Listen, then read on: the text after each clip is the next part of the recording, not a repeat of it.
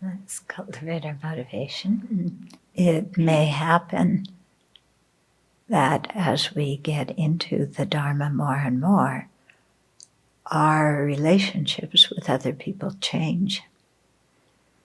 At least from our side, we want them to change. The other people may still expect us to relate to them as we did before. So our parents may expect us to behave as their child. Our friends who we used to go drinking and drugging with expect us to continue doing that, and so on. And yet we have changed. And we also realize that we want to have relationships that have fewer expectations and are not so bound by clinging and attachment. And yet the other people haven't practiced the Dharma. They don't have that wish for the relationships to change in that way.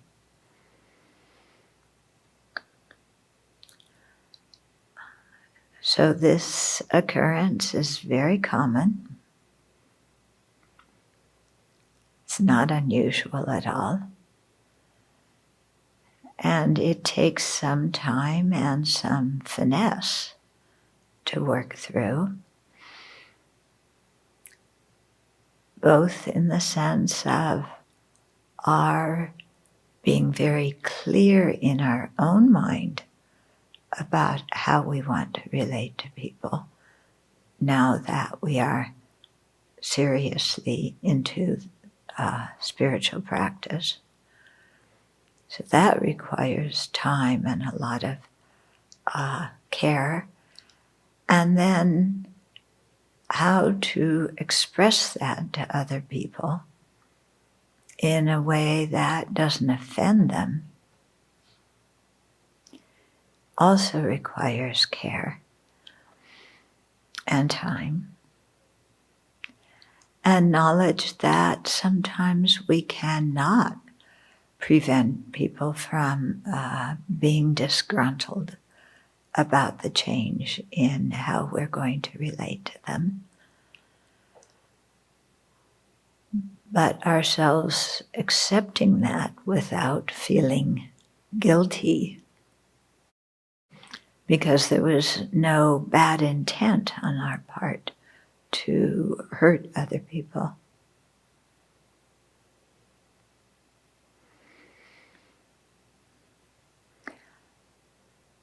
So part of the change that has happened is that our feeling of closeness with others is now expanding as practitioners. It's not limited to sticky relationships with friends or parents, but it's much more open and welcoming to many different kinds of beings without so many expectations and attachment.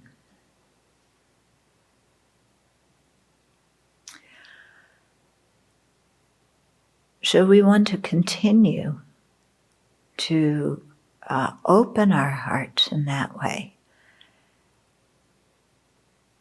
towards all living beings in an equal way, which is not how worldly people relate to others, which is usually with attachment and anger and bias. But we're really trying to weed those out of our mind and care equally about other living beings.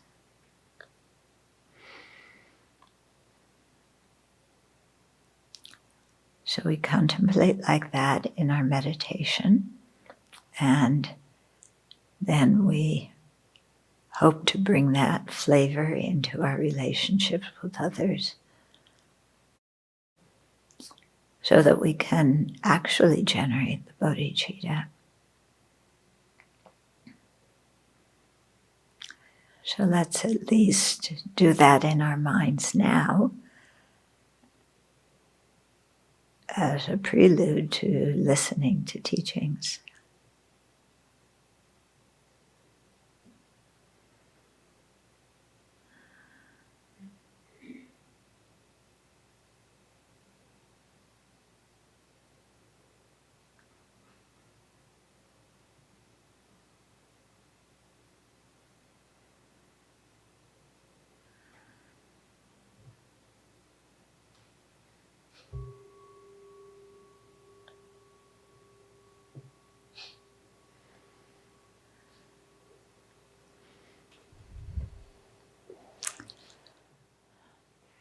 So this time when we're meditating and generating our motivation before teachings is a very good time to try and open to that impartial way of viewing others, because we're in a physical situation where the people around us are not going to be throwing out hooks for us to bite.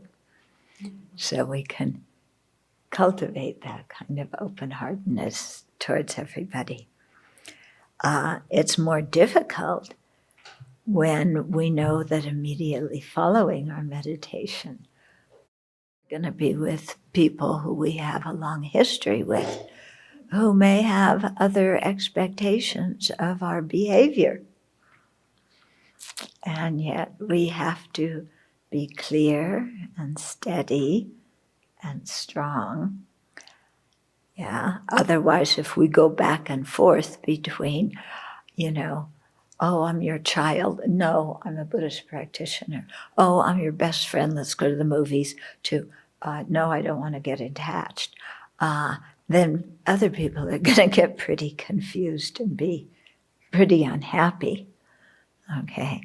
So we have to be quite clear in our mind about the change in how we're going to relate to people, and feel comfortable with that, and also see the reason for it, because in Buddhism we're learning a kind of love and compassion that are very different than worldly love and compassion.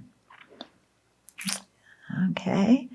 So if we aren't clear, if we aren't determined, then it's going to be very, very hard for the other people, because we're going to waver back and forth between being close and setting, a new type of relationship. So that's why it's very important to be clear in our own mind. Yeah. And then, other people will take some time and they'll get used to it. Yeah. And some will get used to it sooner and easier than others. But eventually they will, if we're clear. Mm-hmm. Any questions about that at all? It's something everybody goes through, especially when you ordain, or even you don't ordain. If you're very into your Dharma practice, it's a major part of your life, then the way you relate to your family and your old friends is really different. You're not going to go out and do the same things with your old friends that you used to do. And, your relationship with the family will be different too. You're not going to act as a son or daughter, brother or sister, or whatever, parent. Yeah. So just remember, the Buddha had to go through that too. He was involved in, the family scene. Plus, he had the whole kingdom, their expectations of him. So not just family and friends, but his wife and the whole harem, and and then all the people in the kingdom. So, yeah. Mm-hmm. I like how you mentioned expectations, having relationships without expectations. And then it's hard for me to imagine feeling close to someone without having any expectations. Even they know I'm alive, or they'll say hello, or they'll acknowledge my presence. Yeah, it's just... Yeah, I mean, we have certain expectations just in society of how people will interact. But like I was saying in the forgiveness retreat, we also have to mentally have a caveat that sometimes people are not going to act according to our expectations. Yeah, but it was interesting. Many of your expectations were centered around that they pay attention to you. Yeah, we had somebody come here many years ago to train us in Anagarika, and his main complaint was that like people would come in the room and not say hello and not pay a lot of attention to him. Apparently, at his family's home, whenever people came in the room, they would talk, they would do that, and here he was in a monastery. Where people were working and they weren't going to interrupt their work every time somebody came in, which would probably be every 5 minutes. And he felt offended. Yeah. So it's interesting not only to look at our expectations, but look at how we crave just the acknowledgement of our presence. Yeah. And how much the grasping at I needs that constant reaffirmation that yes, it exists. Somebody said hello to me. I exist. Somebody talked to me.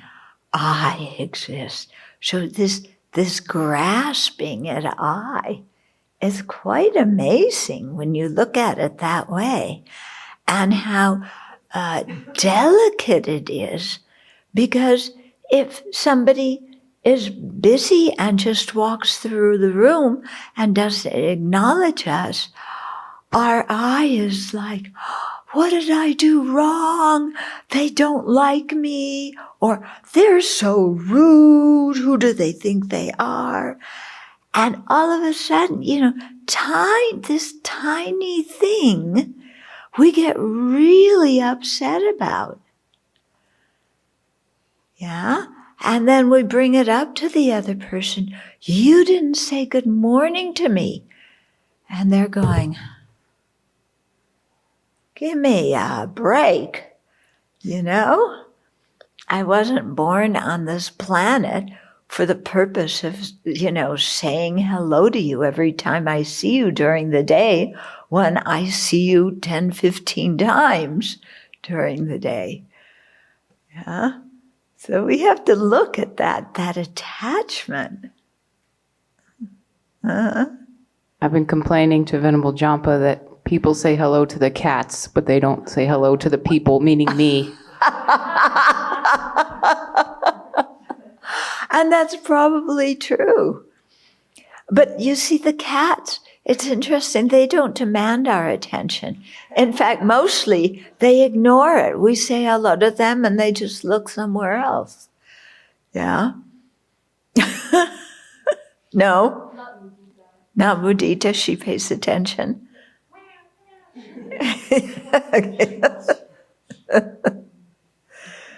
Yeah.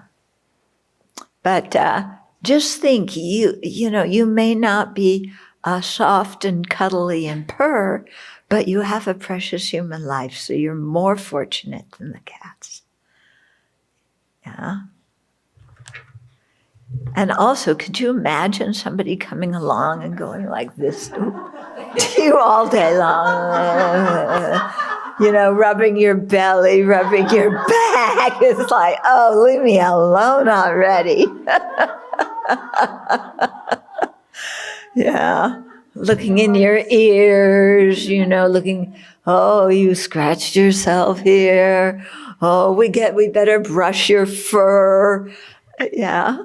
I mean, you have a precious human life. You're fortunate.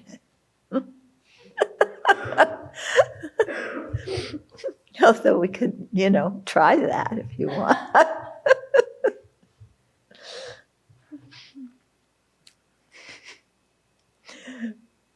Okay.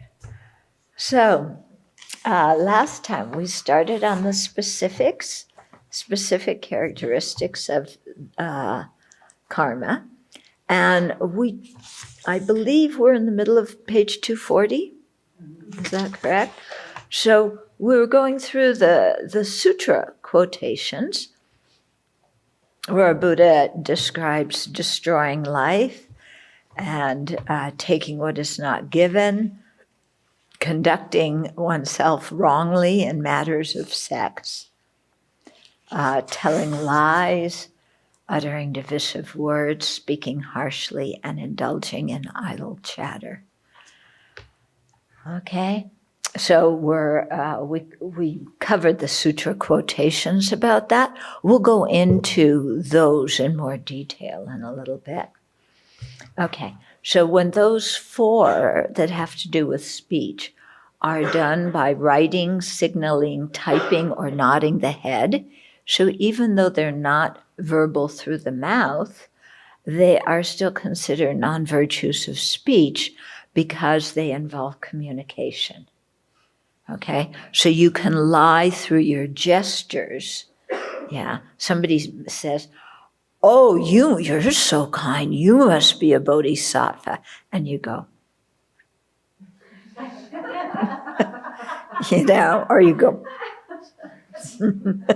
or you go, yeah. Okay. So, communication doesn't matter if you're writing or speaking. It's communicating the point to the other person.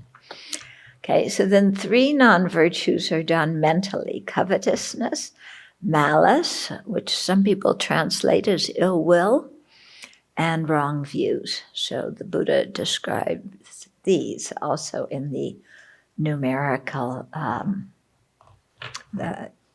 the Nikaya involved with the numbers, okay? So there is a person who is covetous. He covets the wealth and property of others, thinking, oh, that what he owns might belong to me. How can I get him to give it to me? There is also one who has malice in his heart. He has depraved thoughts, such as let these beings be slain, let them be killed and destroyed, may they perish and cease to exist, may they get hit by a truck. That's our modern version of saying it. Okay, he has wrong views and perverted ideas, such as there is no ethical value in a gift, offering, or sacrifice. There is no result or recompense from constructive or destructive deeds. There is neither this world nor another world, in other words, no rebirth. There are no duties towards mother and father. There are no spontaneously reborn beings. There are no ascetics and Brahmins in the world, living and conducting themselves rightly, who can explain the world and the world beyond, having realized them by their own direct knowledge. So that's somebody who's denying things that exist, okay? And things that exist that are important relating to spiritual practice, okay? So it's not like the member in the House of Representatives who said, I didn't say that to AOC, when she heard it and a reporter also heard it. So it's not, denying that, having the wrong view. well, that would actually be lying, rather than wrong view. But yeah, so wrong view specifically denying things that exist. Okay, why covetousness, malice, and wrong views are associated with attachment, animosity, and confusion, respectively. They are more specific and intense forms of those afflictions. The mental factor of attachment becomes the karmic path of covetousness when it has the wish to take possession of property belonging to others. So it's not just a passing thought of that's nice, It's like, I'm going to arrange to get it somehow. Yeah. Covetousness is not a random thought of attachment, but the greedy desire to possess something that belongs to someone else. This desire has been cultivated and increased by repeatedly thinking how nice it would be to have that object and planning how to obtain it. This thought has the power to generate a rebirth. It may also instigate someone to steal or lie to obtain the object coveted. Okay, so it's just not just a moment or two of attachment. It's much more developed than that. Okay. The mental factor of anger becomes the karmic path of malice when it wishes to inflict harm on another living being or wishes that person to suffer by another means. The milder anger that simply wants to avoid someone we just quarreled with is not the karmic path of malice. Okay, so we just had a fight or a disagreement with someone. We don't feel like being around them, so we avoid them. That's not malice, okay? Malice is, I don't like this person and I want to inflict harm or put them in harm's way, or, I'm really wishing them to suffer in some other way. Okay. So it's a really kind of disgusting mind when you think of it, wishing somebody else to suffer. Don't you think so? And I think that kind of mind often erodes our own self-respect. Yeah, because we think, what kind of person am I that I take delight in watching somebody else suffer? Yeah, so it's sad. There's people in society who really thrive off doing that. Yeah, but as we can see, those people also are very unhappy. The mental factor of wrong views becomes the karmic path of wrong views when it strongly holds an incorrect view, such as believing the three jewels, the four truths, and the law of karma and its effects do not exist. Here, someone defiantly thinks, it doesn't matter if I exploit the other person, I won't suffer any consequences. Or killing heretics is virtuous. Killing the enemy, is good. I might get, some acknowledgement for it.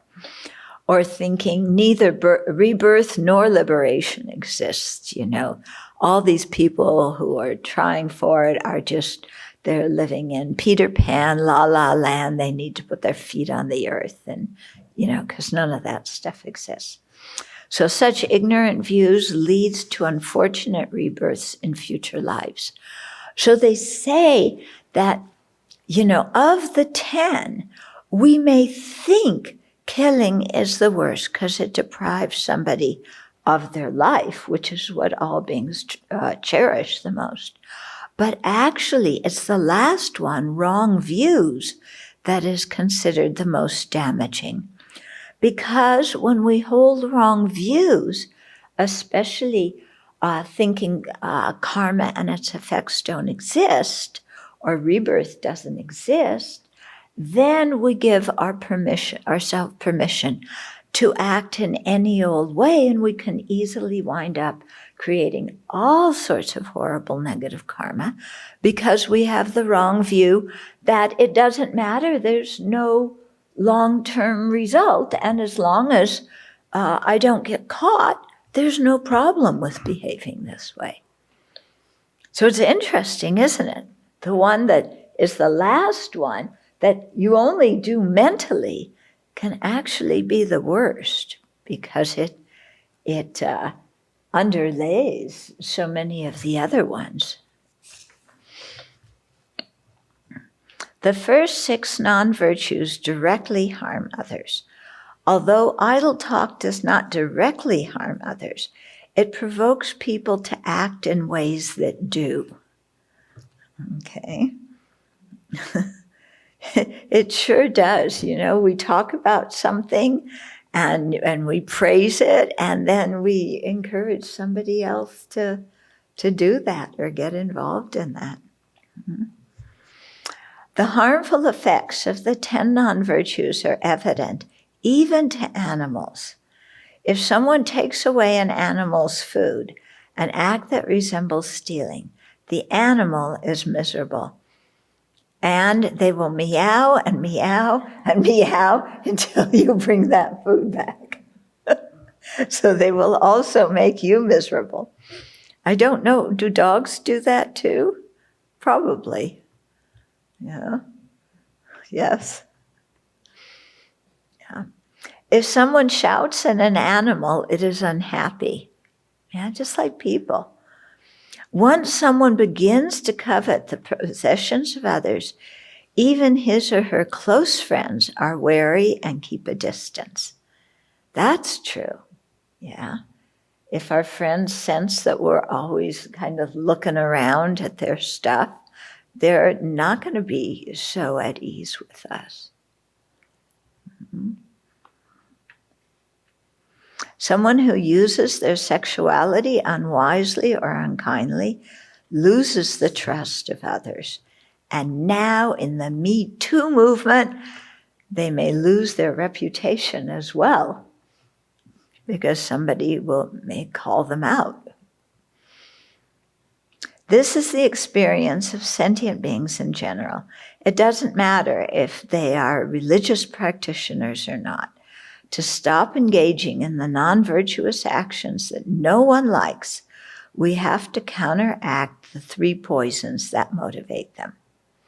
Since doing that takes time, we begin by restraining our physical and verbal actions that directly harm others, because those are, 1, the easiest to control, okay? Controlling mental actions is more difficult, but controlling physical and verbal ones is easier. And 2, we try and control those first because they directly harm others. And we want to stop being an obnoxious person who leaves a path of destruction in our wake. 4 branches must be present for a complete destructive karmic path to be committed. So destructive, negative, I'm switching out words here, you know, also positive, constructive, virtuous, because it gets quite tight always saying positive and negative, yeah? And I think constructive and destructive, it gives us a slightly different feeling. You know, what is constructive because it constructs happiness? What is destructive into that it destroys happiness and destroys relationships? So 4 branches must be present for a complete destructive karmic path to be committed. Okay, so if you have all 4 branches, it's a complete one, which means that it will have the power to propel a rebirth. If it doesn't have all 4 powers, all 4 branches, it may or may not propel a rebirth. Okay. So the 4 branches, sometimes it's described as 3 parts, a preparation, an action, and a conclusion. but often it's described as 4 branches, okay? Where the first one is the basis, so the object or the sentient being acted upon. Okay, so knowing clearly who or what we're acting on and actually doing that without mistaking the object.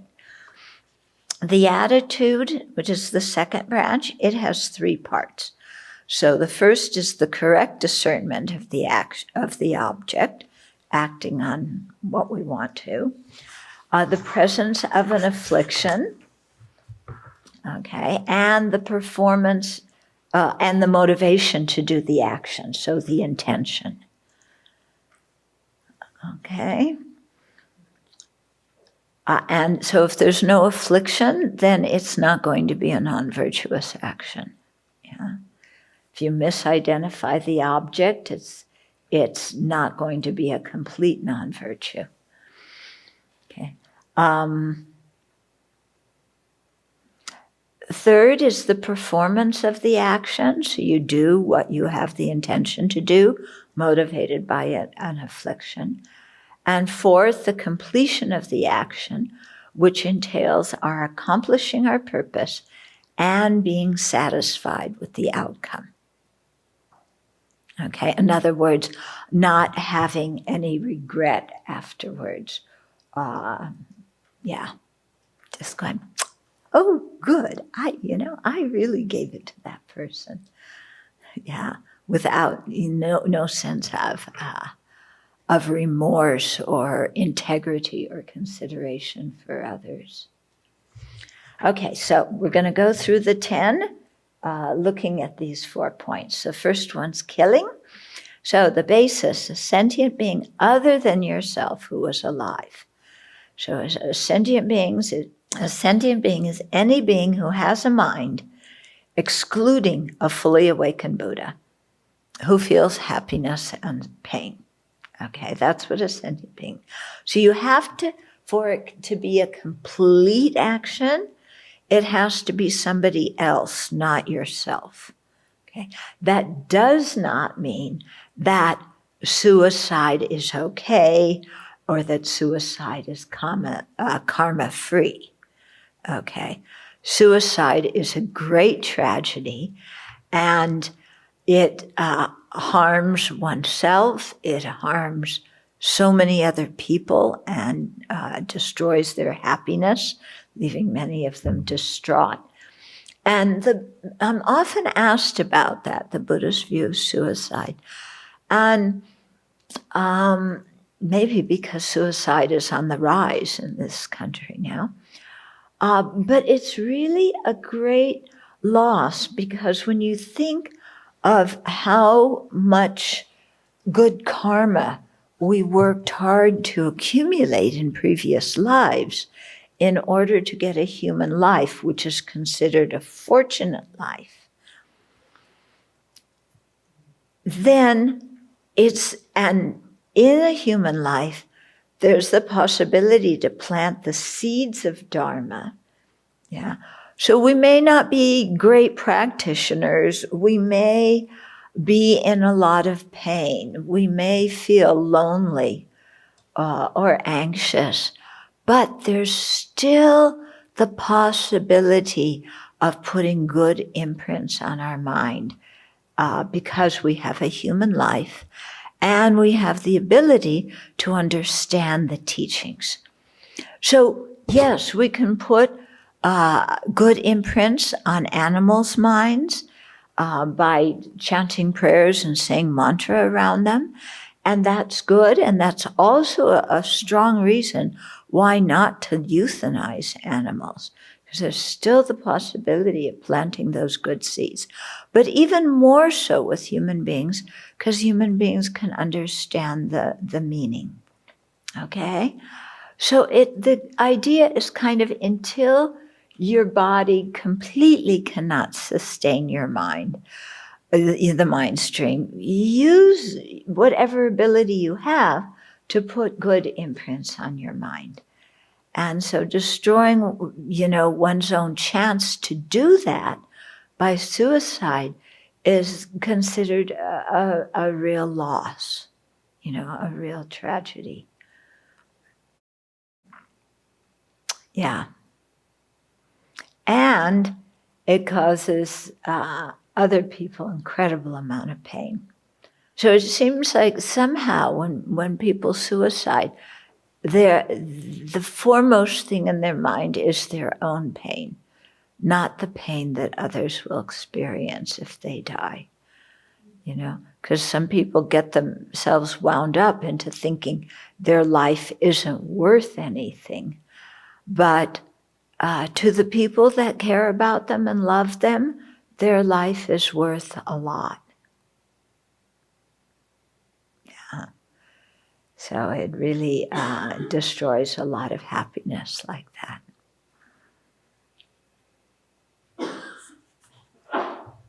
Okay. But I am not trying to make somebody feel guilty about suiciding. I'm not trying to do that. But I am pointing out, it's good to broaden the mind and the perspective, yeah? And see that your life can have meaning. Even if physically you can't do a lot, because the mind is so powerful, And even you're sleeping half the time because you're very old or whatever, still you can have Dharma teachings playing, pujas, mantra recordings playing. This is all very good for the mind. Okay. So the attitude, first part, is discerning a living being as a living being and correctly identifying the living being to be killed. So if you want to kill Joe, but you accidentally kill Bruce instead, then the killing action isn't 100% complete. Okay. If you just want to kill somebody, you don't care who it is, then it doesn't matter who you kill, it becomes complete. Okay. Then any of the three poisons of attachment, animosity, and confusion can lie behind the killing.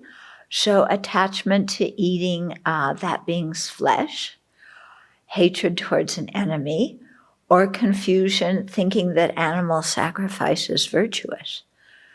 Yeah, so killing can be done with many different kinds of motivations. Yeah, it could be out of jealousy, out of arrogance, out of, many different kinds of things. And then the third part of the attitude is the desire to kill, the intention. Then the action is taking the life of a living being or causing or asking someone else to kill by weapons, poisons, or other form of violence.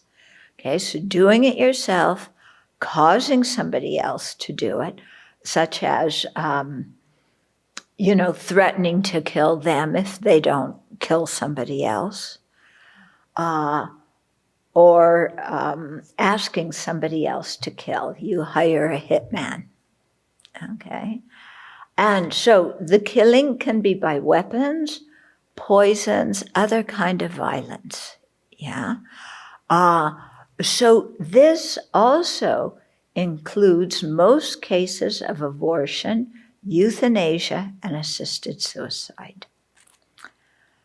So we have later on in this book, I think it is, some discussion of these contemporary issues, but just to talk about it now so that people don't go crazy until we get to that chapter, because I know that these issues are very hot topics and can arise a lot of emotion, okay? So, abortion, because from a Buddhist viewpoint, as soon as the consciousness enters the fertilized egg, that is a living being, okay? Now, it's true, we don't always know when the consciousness enters the fertilized egg, because now we have all sorts of other ways of conception that didn't exist at the time of the Buddha. So, if you have, in vitro fertilization, does the consciousness enter at that point, or does it enter after the egg attaches to, the egg is fertilized, but after it attaches to the womb of the mother? We really don't know. Okay. But it's sometime around that. Okay. So abortion is a very difficult topic. Personally speaking, I think it's the fact that it's become so politicized is really damaging and uncompassionate for everybody concerned, because you see people getting angry because other people have abortions, and you see people getting angry because people don't have abortions. And what use is generating so much negative karma over this, especially when it's, somebody else's body? Yeah. And just the politicization is really, really unfortunate. Okay. So for me, this issue is also personal, because I'm the oldest child in my family. My brother's 3 years younger. Okay. And then my mom had cancer, so she couldn't have any more kids. I really wanted a sister. Okay. And I think my parents wanted another kid. And, and it wasn't going to happen naturally. And so we adopted a child. Yeah. It came all of a sudden. My parents had put the request in with some attorneys a long time ago. And then one day they called and they said some woman's having a baby and is putting it up for adoption. Do you want it? We had nothing for babies in the house, because I was already 15, my brother was 12. We had nothing for babies in the house. So we had a family meeting that took about 30 seconds, because we all said, yes, we want the baby. Go get her. And yeah, I really wanted a sister. And, and then getting some kind of baby things, because 2 days later she came home. She was 2 days old when she came home, My sister, years and years later, located her birth mother, and she found out that the pregnancy was due to a rape. Yeah. But I just was so happy that her birth mother didn't have an abortion, because I have a sister because of that. And I love my sister very much.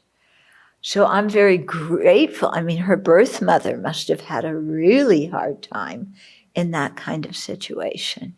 But I really appreciate what she did, because my sister really, she's part of the family, and she's, she was actually the child. My brother and I both grew up and moved out. She was the child who was at home when my parents got old, who did most of the caring for them. Yeah. So, so that, I just want to share that, because I think, unwanted pregnancy undoubtedly is a difficult situation for the mother, for the father, for the child, for the extended family. I think politicizing it and threatening people and making a crime out of it and so forth is horrible. It does not ease a difficult situation. Yeah. But if people could consider having the child and giving it up for adoption, then somebody else like me who wanted a sister and a family like mine that wanted another child but couldn't have one, might be blessed with that child. Okay, euthanasia. So, a lot of people think your animal is dying or your father is dying. And, and you should put them out of the pain of the death process. Okay? That is also considered killing. Yeah. With pets, people often feel that it's compassionate to euthanize the pet rather than to let it suffer by getting so old and the pain of the dying process and so on. When we asked Lama Yeshe about this years ago, Lama would he'd go like this for a little bit. And because this question usually came up at most courses. And he would say, if you know that animal's karma and where it's going to be reborn after you kill it, and it's going to be in a happier rebirth, then it's okay to euthanize it. But if you don't know where it's going to be born, and it could be born in a more miserable rebirth, then better not to. Mm-hmm. Because he's looking at it from the broader perspective, not just this life and you die and you're out of suffering, but the next life also. Okay. Speaking of which, one of the inmates I write to, he had, a horrible background, what happened to him as a kid, and also some problems, psychological difficulties, probably because of how he grew up. Anyway, he told me that one time he was, I think while he was in prison, seriously thinking of killing himself. He had met the Dharma by this point. But then when he remembered that he would just be reborn and that killing himself wouldn't be an end to his suffering, then he decided not to suicide. Yeah, I thought, wow, first, he really had faith in rebirth. Yeah, and made a good decision there. And then the last one is assisted suicide. Yeah, and that is also difficult, if somebody asks for assistance in killing themselves. And in some places, this is legal now. My college roommate, her husband was really, really ill. They lived in California, and he wanted to do assisted suicide, and she would have helped him, except the law hadn't gone into effect yet. So they didn't do it. And she was quite upset about that because he was dying slowly of cancer, and it was very difficult. Yeah. On the other hand, if they had known Dharma, that still could have been time to put imprints in the mind. Yeah. And also, I had a friend who was a hospice nurse, and she said nowadays, if someone will accept the medicine and if their body can tolerate it, then most pain can be medicated. Yeah. Sometimes people don't want the medicine. Sometimes their body can't tolerate it. But if it can, then it's quite different than years ago. Yeah. Would you agree with that? Yeah. Okay. Then the completion of the action is that being dies before we do. So suicide is not a complete action. If we die before the other person dies, even though we intended to kill them, then it's not a complete act because part of it is they have to die first. Okay? Then the second one is stealing, which is short for taking what is not freely given. Someone is asking about people who kill themselves for political reason or out of compassion, such as Vietnamese monks during the Vietnam War and the immolations in Tibet. Are those considered suicides, and do they generate negative karma? Yeah, it depends on somebody's level of spiritual realization. If somebody has realization and they can direct where they're reborn, then it's not actually, it wouldn't actually be suicide. It would be a compassionate action. Yeah. For the monks in Vietnam who did that, some of them may have had realizations. I am in no position to judge that. Okay. But I do remember, I was in Dharamsala when the self-immolations by some of the Tibetans began to happen. Many of them happened kind of at a certain period of time, a few years ago. And especially, I think one man, he may have self-immolated in Delhi, but the Tibetans in Dharamsala, to them, he was a martyr. And they even made a statue of him. When you do the Lingkor around His Holiness's residence, there's a statue of him in the back there where all the stupas are. But, and it put His Holiness in a very difficult position because he couldn't say suicide is good. He's a monk. He couldn't say it's good. But the Tibetans were saying, this man is a martyr for our cause, and we love him and we respect him. But the message that His Holiness gave, I can't remember if he said these exact words or not, but the message was definitely to the Tibetan community. It's better if you live for the cause of Tibet rather than die for the cause of Tibet. Yeah, because if you die and you give up your life, then it's over. What can you do? And if the people who are oppressing your people are so hard-hearted that they're going to let that happen, it's not going to do anything to actually bring about the political change that you want. Although people on your side may consider you a martyr and a hero, it doesn't actually change the situation.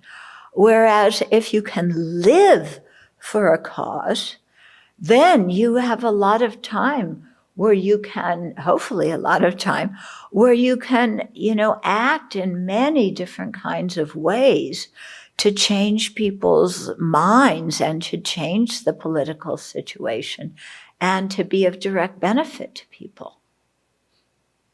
Yeah. So it's interesting how cultures like to make people into martyrs. I think it's I'm just speaking personally here.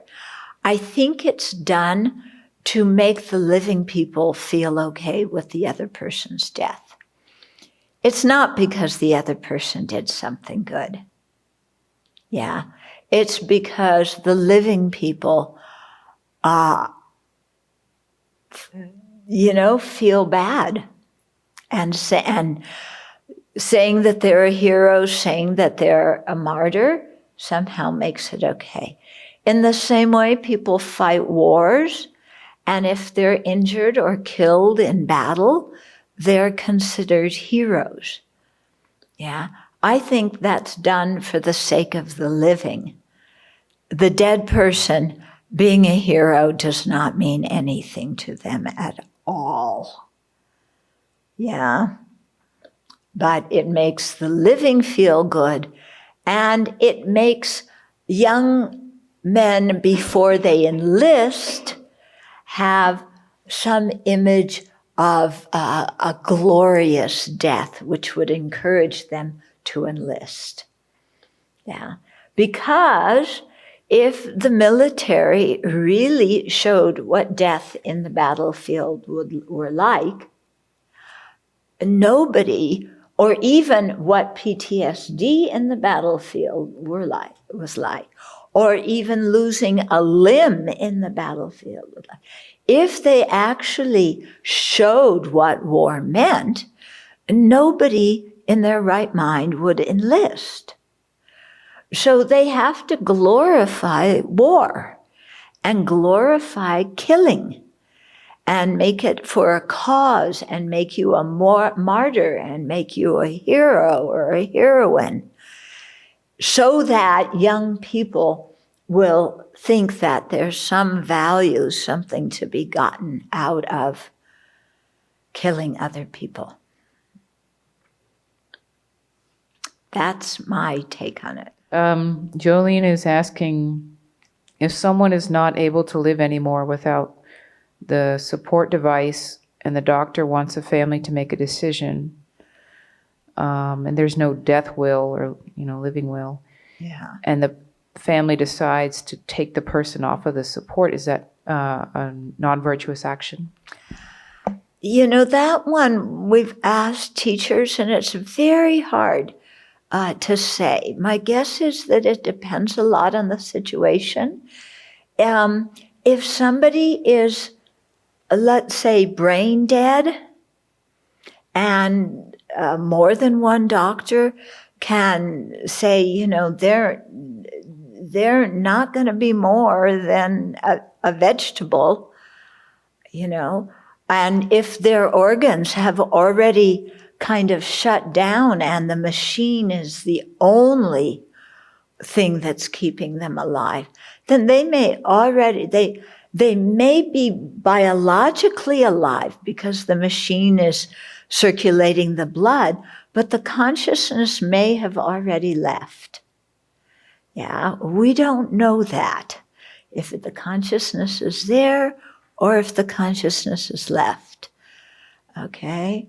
One Sakya Lama said, in the case of Terry Schiavi, that woman who was on life support for quite a long time. Yeah. Anyway, whatever her last name was. Her first name was Terry. And the family wanted to keep her on life support. Her husband said he knew that she would want to be detached from it. And so there was a whole big court battle, and anyway, this Lama said she had already died. And, and any reflex on her part was just a biological reflex, not an actual indication of consciousness. Yeah. But if, there is a chance for somebody to come off of life support, and there seems to be a pretty good chance of it, then I don't know. I mean, I am not in a position to give these kinds of answers for specific situations. Mm-hmm. And someone euthanized their dog because it was very sick. And they're asking, was this non-virtuous because their motivation was compassion?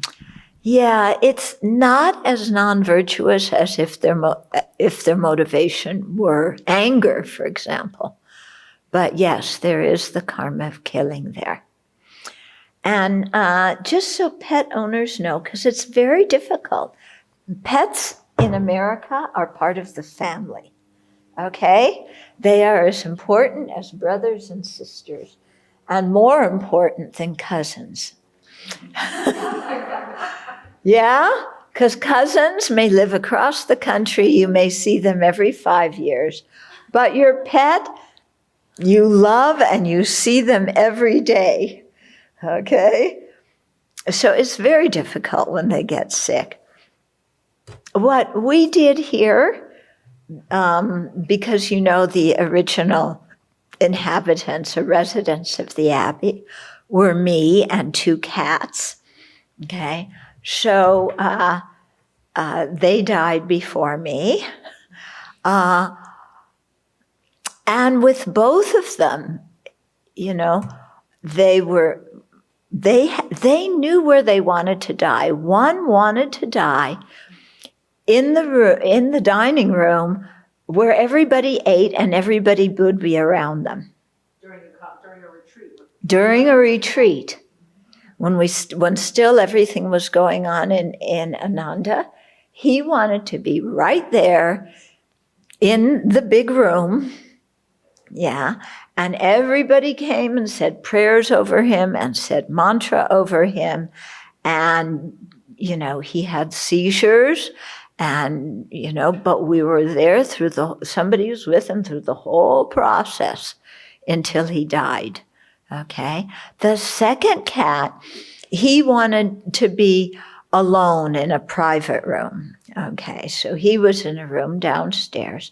But and it was also during a retreat, but a few of us stayed with him during that whole dying process.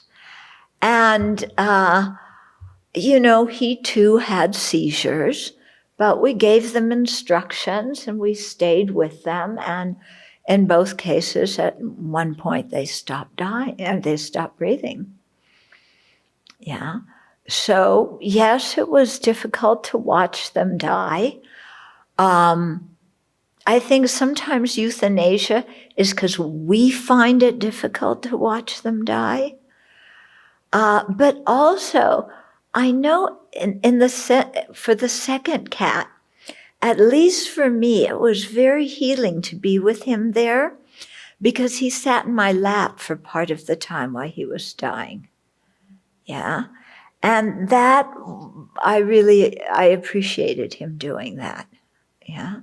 So there can, be these moments of closeness when an animal or a human being is dying that if they were euthanized, would not happen. And I might be remembering this wrong, but I thought that they talked about this thing about the affliction for killing, at least at the end, had to be something like anger. Remember that? Yeah, there's a causal motivation and then the actual motivation. So in the case of when they talk about bodhisattvas, the causal motivation may be compassion, but the actual motivation at that time has to be, some kind of aggressive one. And is that right for anger? Doesn't make sense to me, actually. What doesn't make sense? It doesn't make sense that, I can see that maybe somebody has a wrong view and they believe in killing for religious reasons, like animal or sacrifice, or that someone likes to eat meat and hunt. But I don't see why there would be anger at the... Oh, I think, I don't know if anger would be the right word, but my guess is because it is hard to take the life of another being. It's really hard to do it. If that being is conscious and, with insects, maybe it's easier. You don't consider them having mind.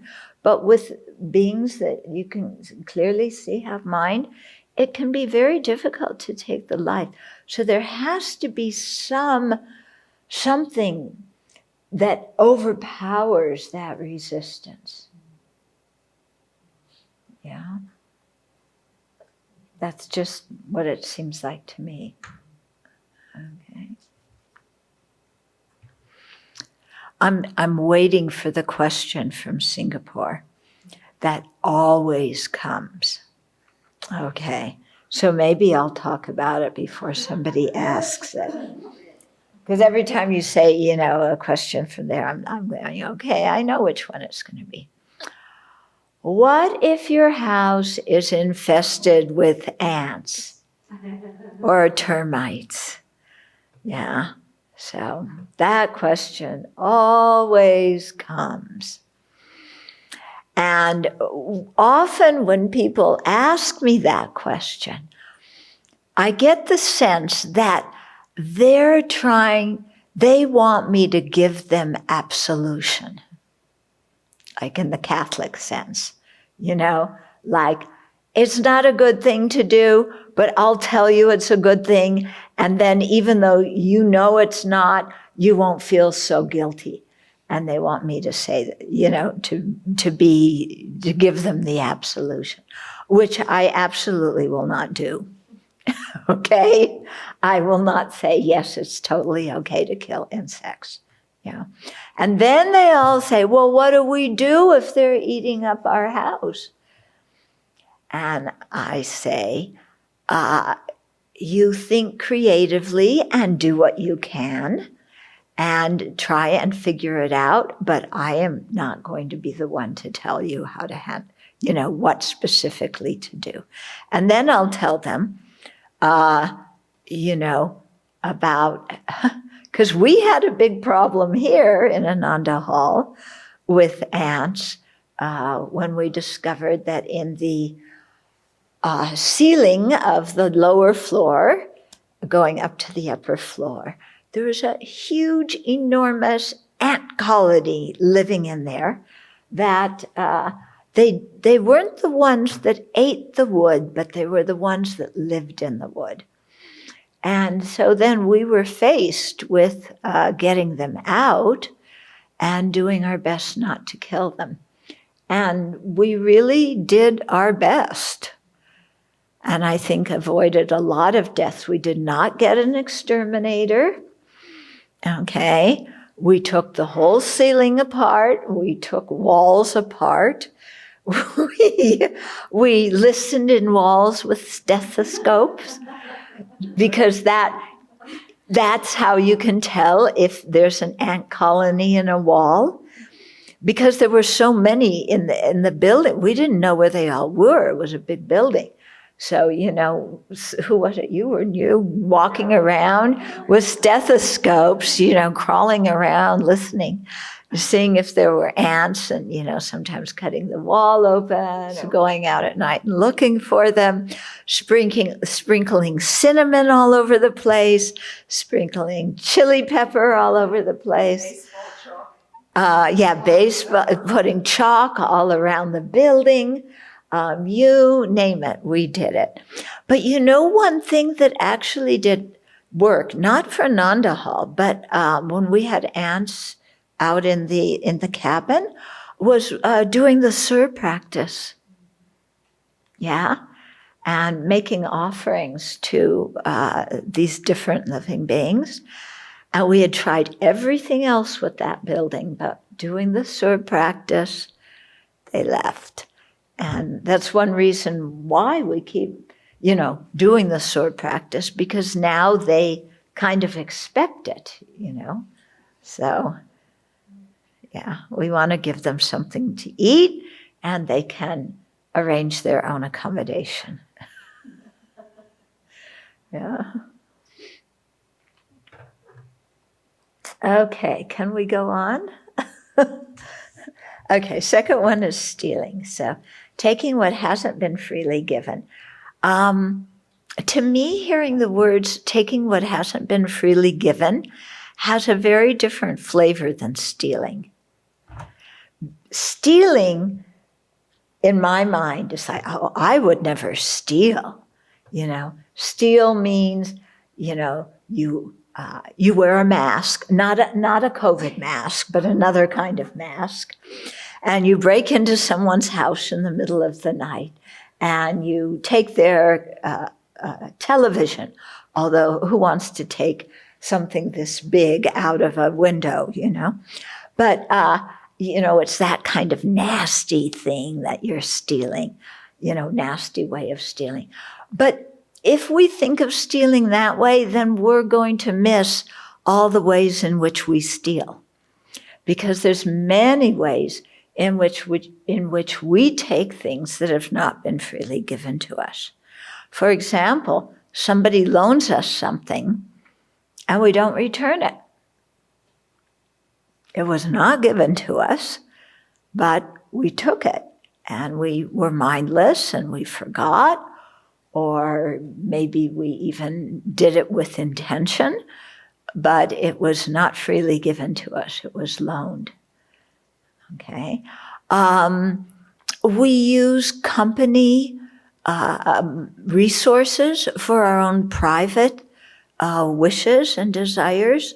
So unless your employer gives you permission to use company resources, you don't take paper or run up phone bills or use an office computer for your own private work or whatever it is. You have to, if your employer doesn't give you permission to do that, then that's considered stealing, you know. So we have to be very clear in our mind what belongs to who and what different things we use for our work and what different things we use for the family, you know, and or for our own personal use. So many ways of stealing. I mean, embezzling sounds horrible, you know, but cooking the books, yeah. I mean, the American attitude is pay as little income tax as you possibly can. So what do? You well, first of all, you have personal expenses and you take the receipts from those but claim them as business expenses so that the amount of income tax you have to pay go down. So that's stealing. Okay? All the things we do not to pay taxes, all the things we do to get out of paying fees. Yeah? If you're a certain age, you get to pay less. So we lie about our age so that we fit into a certain bracket and we can pay less. You know, all sorts of things. Using a company car for our own private things and then billing the company for the gas. Yeah, I mean, just, you can think about it. There's a lot. Okay? So these kinds of things. So it's not the kind of thing that you will necessarily get arrested over, but it is definitely taking what has not been freely given to us. Okay.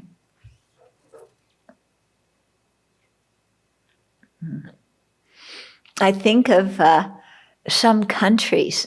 When I was in Japan, I walked in one residential neighborhood on garbage day. And what people in Japan throw out is like, looks brand new to me, you know. So there were these sofas and chairs and nice dining room tables and things that were all out on the curb to be taken away by the garbage, you know, the garbage person.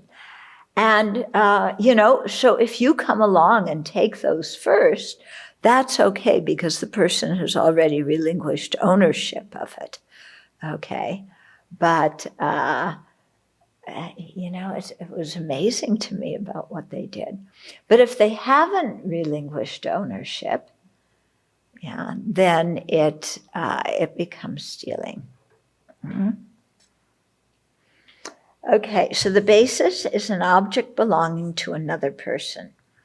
So it actually has to belong completely to the other person, something that is co-owned, but you take the other person's part and claim the whole object for yourself, then it's not a complete action. Yeah. The attitude is first we have to correctly identify the object to be stolen. Okay. And make sure you steal that one and not another one. And then any of the three poisons. So you're attached to the object. you have animosity, willing to destroy the wealth of an enemy, or you ignorantly think that overcharging a customer, taking things from our employer, or cheating the government is fine. That's all done out of ignorance. But a lot of people do that, overcharge a customer, take things from the employer, cheat the government. Yeah, and you're considered smart if you cheat the government out of taxes, which is, our president, who is so incredibly smart because he can say person, man, woman, camera, TV. Yeah, you didn't hear about this? Yeah, he took a cognitive test. And you have to recite some words back. And then some minutes later, they'll ask you to recite it again. And that's really hard because the questions at the end are really hard. So he had to recite person, woman, man, camera, TV. And he said, if you get them out of order, you still get credit. But if you get them in the right order, you get extra credit. And he got extra credit. He aced that exam. I'm just telling you the truth. This is the news. Okay. So, so he's very intelligent, that test shows. And so I wonder if that has anything with his not wanting to reveal his financial information and his tax reports to the voters.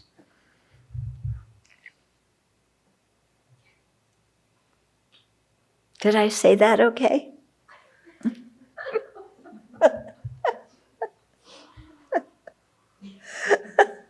I'm just telling you what the news said. Yeah.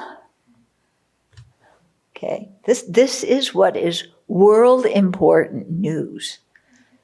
Okay. Okay. And then the desire to take that object, although it has not been freely given. Okay. So accidentally taking it is not considered stealing, but you should still give it back. Okay. Then the action is taking the object or asking someone else to take the object through force, stealth, or deception. Includes not paying taxes, fees, tolls, and fares, and not returning objects we borrowed. And the completion is moving the object and or thinking, now it is mine. Okay. So it's a very interesting thing. If somebody steals your things, it's considered compassionate to then say, I give them that thing, because that lessens the strength of the karma of stealing for them. But if you do that and then you go looking for the person who stole your stuff and you take it back, then that's stealing because you had given it to the other person. Yeah. So if you really give it to the other person because you want them to have less heavy karma, then don't go looking for it to take it back. Yeah. Okay, then the third one, unwise and unkind sexual behavior. Maybe we better pause here because this one usually takes a whole session because people freak out about it. Although I don't think a group of nuns are going to freak out about this. You guys should be pretty clear. But I imagine the chat box there will be overflowing. Yeah.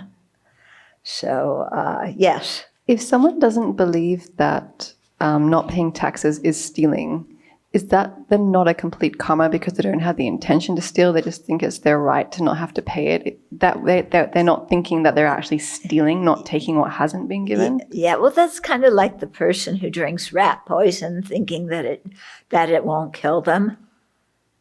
Or no, it's like the person who drinks bleach to get rid of COVID. It's just, it doesn't matter what you think. I'm not arguing that it's not negative, but in terms of thinking about whether it's a complete karma, there has to be the explicit intention to take what hasn't been given. Whereas if you don't think that not paying taxes isn't taking what hasn't been given, I don't know. Anyway. Who doesn't think that not paying taxes isn't fudging, isn't doing something that you're not supposed to do? Who thinks not paying taxes is legal? They may say the government has no business taxing me. Or they do it for political, ethical reasons. Yeah. Because the taxes are spent on war. The people who do tax resistance, whatever it is. But also another thing, what I did back in the old days when I paid taxes, is I wrote on the check, this is not to be used for military equipment, weapons, or anything causing harm to other living beings. That wasn't why like my taxes were an offering, and the government does use some taxes for people's welfare, and that's how I wanted it to be used. Yeah. But when you live in a country, it is your responsibility to pay the taxes, even if you think it's unfair. Otherwise, with what you're saying, you don't consider avoiding paying taxes as stealing, then nobody will pay taxes. Yeah. And if me walking in your room and, borrowing your mandala set and not telling you about it and just thinking that anyway you don't care and you'd give it to me, and I don't consider that stealing. Does that mean that it's karma-free, that it's not stealing? Jolene is saying that last week we were discussing that as Buddhists, we are trying to push the ants to go away, but a non-Buddhist believer will just kill them, like other family members and colleagues in the office. How do we tell them this is non-virtuous? You go and you stand in front of them like this, and you go, this is non-virtuous. Cut it out. Yeah. Is that what you do whenever you see somebody doing something non-virtuous? You go and interrupt what they're doing and tell them to their face? And are they instantly going to stop it because you've told them?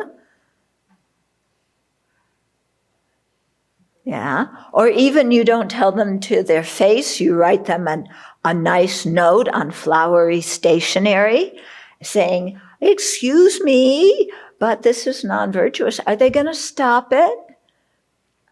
If these people, you have to have a certain kind of relationship with people in order to comment on these kind of things and have them listen to you. People are not going to listen to strangers or acquaintances, and especially people they think are preaching morality to them. It's, telling them it's not virtuous doesn't do any good. If somebody is a Buddhist, and that they have respect for karma and its effects, then you can talk to them and you can say, you may not have heard this in teachings, but or you may not have read this, but I read this in a book, that this is a negative action. So you may want to think about another way to handle the situation. Be an example, and you capture these insects very carefully in a cup with a paper and you take them out. Mm-hmm. And I was just astounded. My sister saw me doing this for years when we were together, and I just could see her sort of frowning and making faces, but not saying anything. So then she told me about 5 years ago, when she was still working in the medical clinic, that she was starting to capture flies carefully and take them out of the building. And her colleagues were going like, Cheryl, what are you doing? And then they started doing it. Yes, that's the best way to do it, yeah, to act as an example. Yeah. Yeah. Once we were staying with some Catholic nuns, and there were some, how was it? Oh, one of the sisters was going to smash an insect, and I interceded because she was a Catholic nun. And, you know, for her, ethical conduct was really important. And so I just kind of did this. It was very automatic. I didn't think much about it. And I just said, you know, let me take it out. And then a whole discussion began about, you know, why as Buddhists we don't kill insects, and, you know, why they think it's okay. And, you know, it evolved into something, quite an interesting discussion. Yeah, but that was with somebody who I knew had a lot of respect for karma and its effects. When I lived in Seattle and I walked around Green Lake, sometimes you would see people fishing there, and it just pained me, you know, to see people fishing. But I knew I couldn't go up to them, they're perfect strangers, and say, do you know that fishing creates non-virtue? You know, I don't know, maybe in Singapore somebody would go, oh no, I didn't know that. Thank you so much for telling me. But in America, somebody would look at you and go, you know, who do you think you are lecturing me about morality? If I want to fish, I'm going to fish and with you. Okay. So, And there's a question about stealing. So someone says, I watch Dharma videos in between not so busy hours in the office for 15 minutes and sometimes longer. However, I often worked overtime for the company too without being paid. Is this considered stealing from the company? yeah, I think if there's nothing else for you to do, and if you repay that time by working overtime, you know, then you're still working for the company and you're just working at a different time. I wonder if too another tricky ethical area to add to the killing list is animal testing for medical science. And especially now I'm guessing a lot of vaccine trials are being conducted on animals.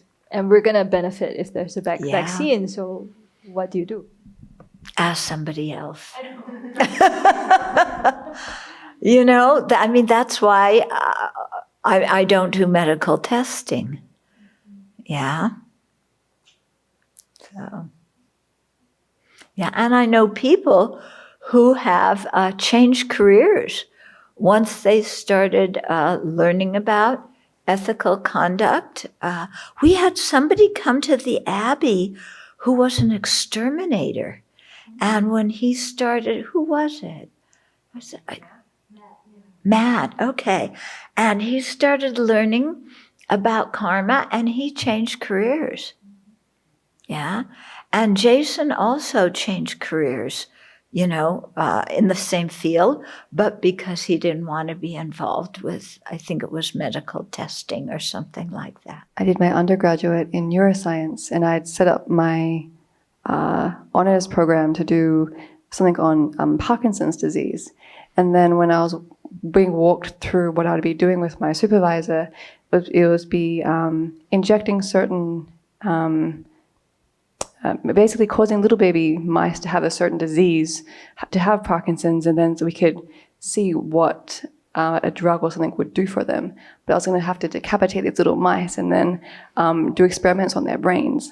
Mm-hmm. And I was vegetarian at the time, just slowly starting to learn the Dharma. And then I started having nightmares. And I was like, I can't do this. What, because I understood the benefit, but the personal cost of the ethics and the inner conflict came through, and then I changed course. Yeah. Good. Okay, so we'll stop here.